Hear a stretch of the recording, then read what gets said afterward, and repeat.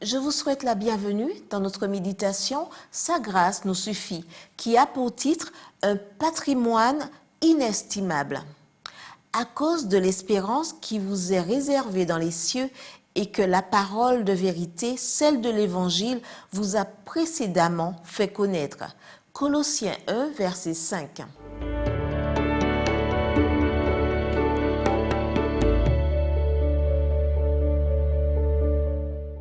Le Paraguay est un pays dont les habitants sont chaleureux. Il est situé au cœur de l'Amérique du Sud.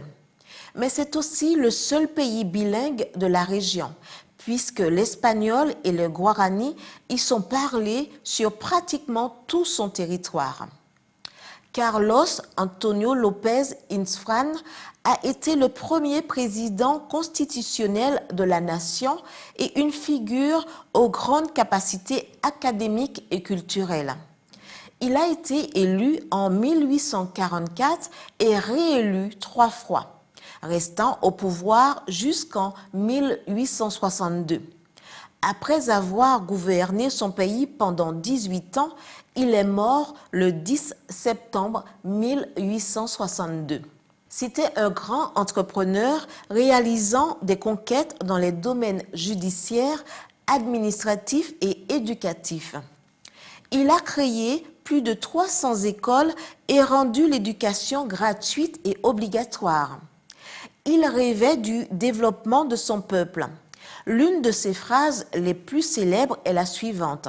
« Les écoles sont les meilleurs monuments que nous puissions offrir à la liberté. » Aujourd'hui, les bourses d'études supérieures accordées par le gouvernement pour les études à l'étranger portent son nom, Carlos Antonio López, en hommage à ce dirigeant visionnaire. En outre, il s'est efforcé de donner les mêmes chances à tous les citoyens. Il s'est investi dans les valeurs ethniques, éthiques et morales, a favorisé l'unité familiale, l'acquisition de propriétés et les sources de richesse et de travail dans l'élevage et l'agriculture.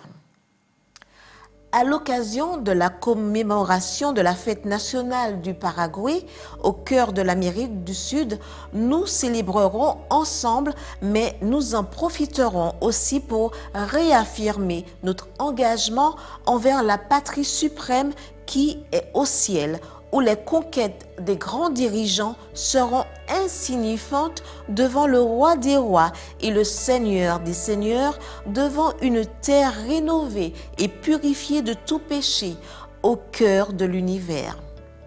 Célébrez les conquêtes terrestres, mais fixez vos yeux sur le ciel, un lieu d'espérance vivante et d'héritage incorruptible. C'est pourquoi Ellen White nous presse.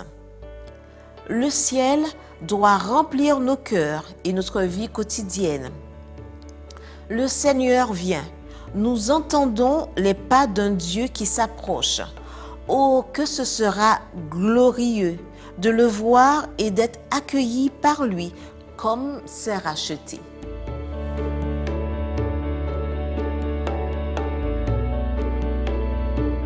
Nous avons attendu longtemps, mais notre espérance ne s'est pas affaiblie.